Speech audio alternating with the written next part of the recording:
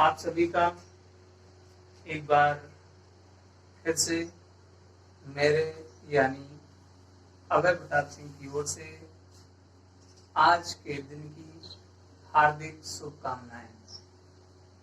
आप सभी का, मेरे व्यूअर्स का, मेरे चैनल पर, आपके चैनल पर, हमारे चैनल पर हार्दिक स्वागत एवं अभिनंदन है।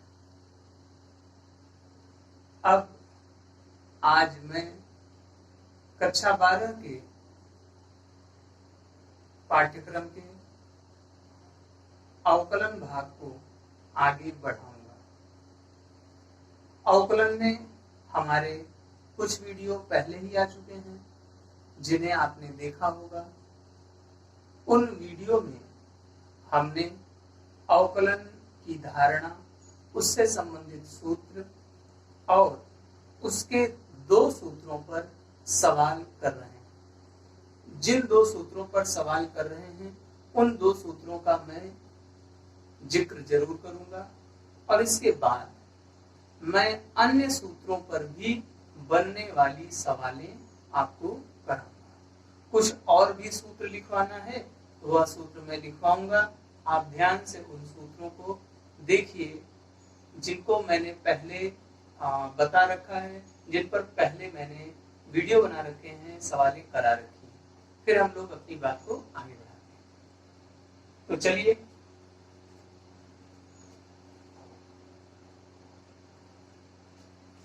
चैप्टर का नाम मैं यहां लिख देता हूं। चैप्टर का नाम है हमारे अवकलन, ठीक है ना। इसमें पहला सूत्र क्या था मैं जिक्र करूं।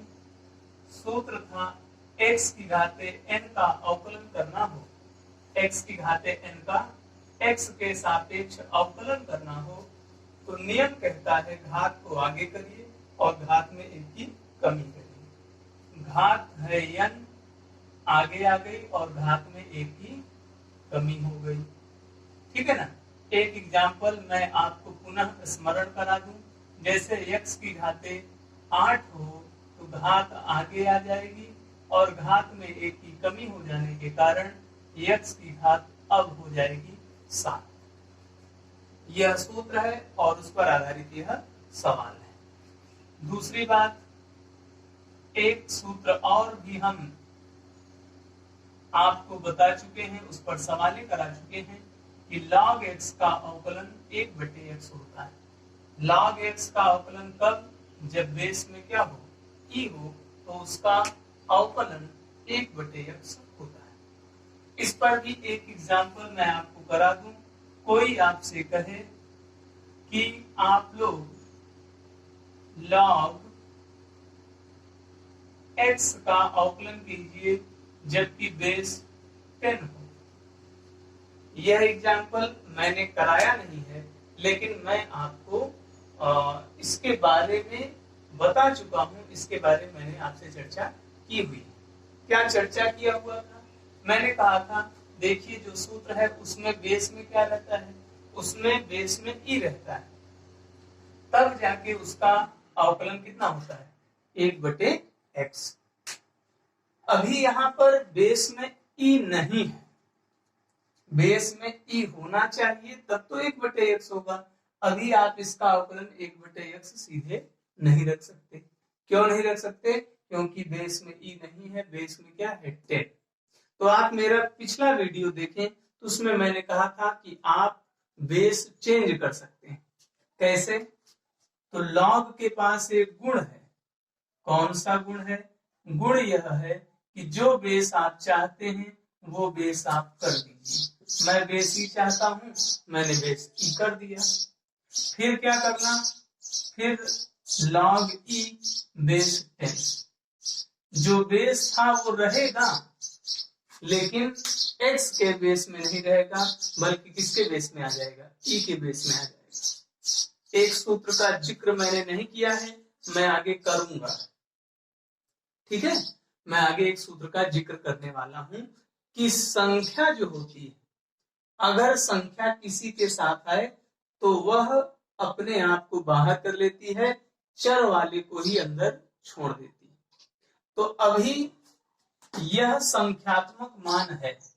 संख्यात्मक मान हमेशा बाहर हो जाएगा अवकलन के चिन्ह से। बचेगा कौन? बचेगा केवल x का फलन। कौन है फलन के रूप में? log x base e। और इसके अवकलन का सूत्र आपको पता है। इसके अवकलन का सूत्र होता है 1/x। तो हमारा फाइनल उत्तर हो गया log e बेस में 10 बटे में x। ठीक है, तो ध्यान से देखें, पहले सूत्र पर आधारित सवाल हो गई, दूसरे सूत्र पर आधारित सवाल हो गई। पिछले वीडियो में ढेर सारी सवालें हमने कर रखी हैं। आज हम लोग सवालों के दायरे को आगे बढ़ाएंगे। उसके पहले कुछ नियम आपको लिख लेने हैं और समझ लेने हैं। मैं आज आपको 3 नए नियम लिखाने वाला हूं, ठीक है ना। मैं यहाँ पर हेडिंग लिख रहा हूं अवकलन से संबंधित महत्वपूर्ण नियम। अभी तक जो आपने लिखे थे वह सूत्र थे, 18 सूत्र हम लोग लिख चुके हैं। अब सूत्र नहीं है, नियम है। नियम कुल 5 हैं, ठीक है ना। नियम कितने हैं? 5। मैं 5 लिख दूंगा, 3 का उपयोग अभी करना है और बाकी सबका बाद में। ध्यान दीजिएगा। पहला नियम योग से संबंधित, योग से संबंधित नियम है। क्या? ध्यान से देखिएगा। योग से संबंधित नियम यह है कि अगर मान लीजिए 2 फलन हैं, एक फलन है f1 और एक फलन है f2, हमको इन दोनों के योग का अवकलन करना है। हमको क्या करना है? अवकलन। और इन दोनों के योग का अवकलन करना है।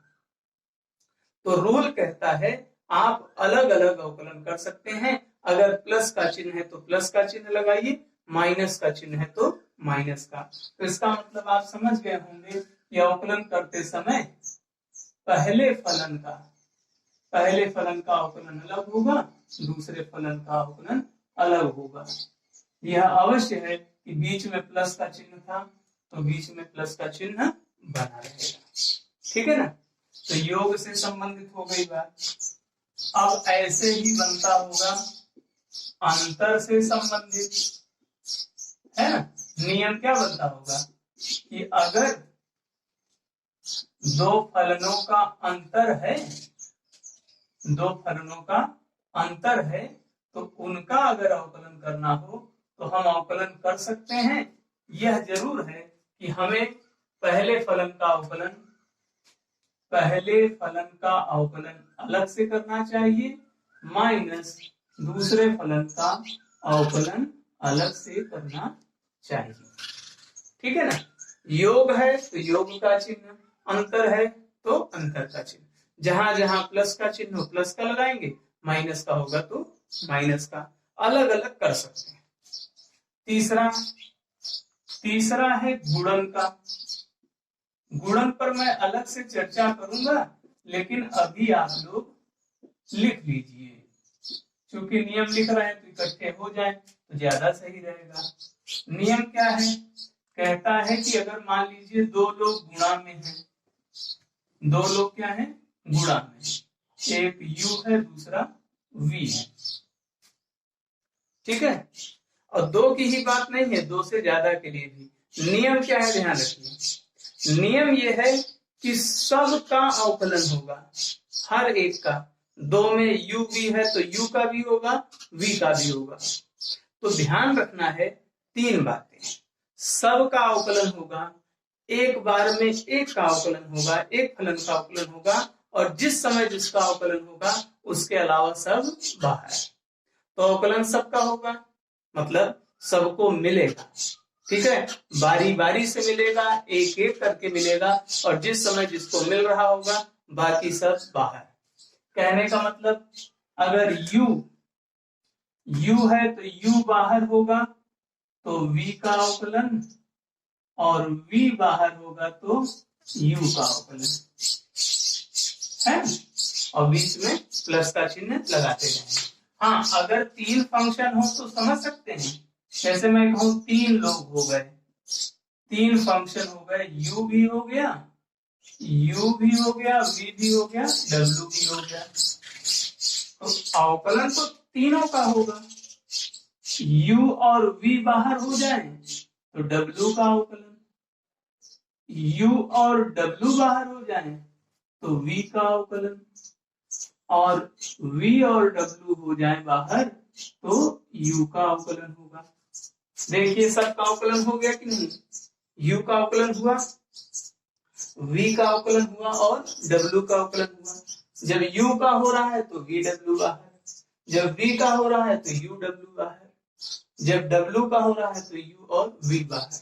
सब का अवकलन होगा, एक एक करके होगा, और जिस समय जिसका अवकलन होगा उसके अलावा सब लोग बाहर रहेंगे, और सभी में प्लस का चिन्ह लगाते चले जाएंगे।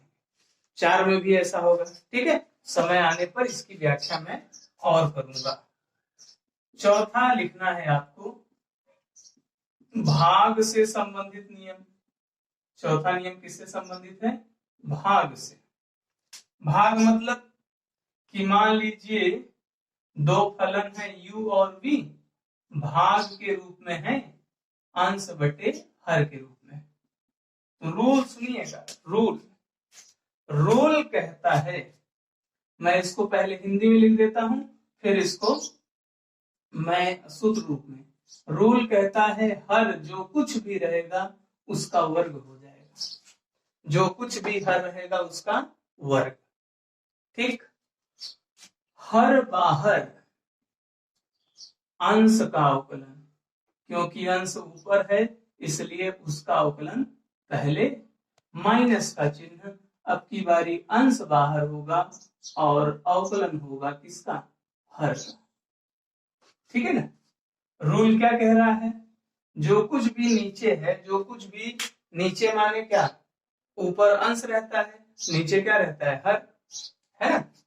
तो अगर मैं इसका नाम दे दूं तो हर का स्क्वायर मतलब v स्क्वायर, हर बाहर रहेगा तो अंश का अवकलन माइनस अंश बाहर तो हर का अवकलन। ठीक है ना?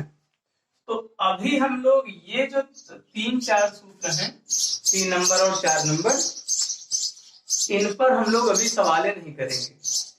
इस पर एक दिन का लेक्चर अलग से और इस पर एक दिन का लेक्चर अलग से हम लोग विस्तृत चर्चा करेंगे। ठीक है? तो 4 तो ये हो गए, एक और, ठीक है, एक और लिख लीजिए।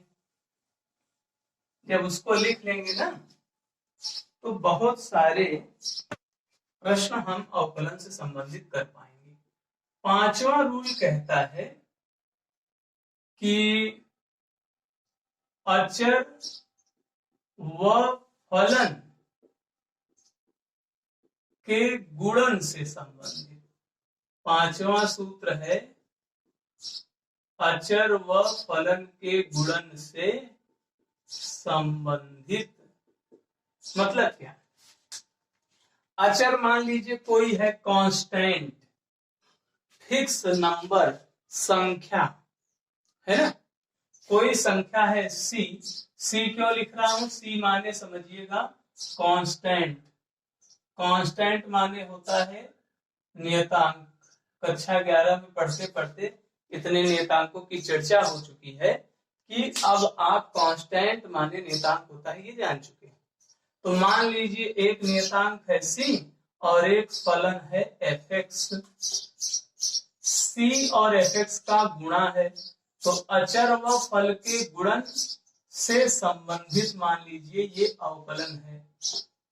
तो अवकलन का सूत्र कहता है कि अचर को बाहर कर दो।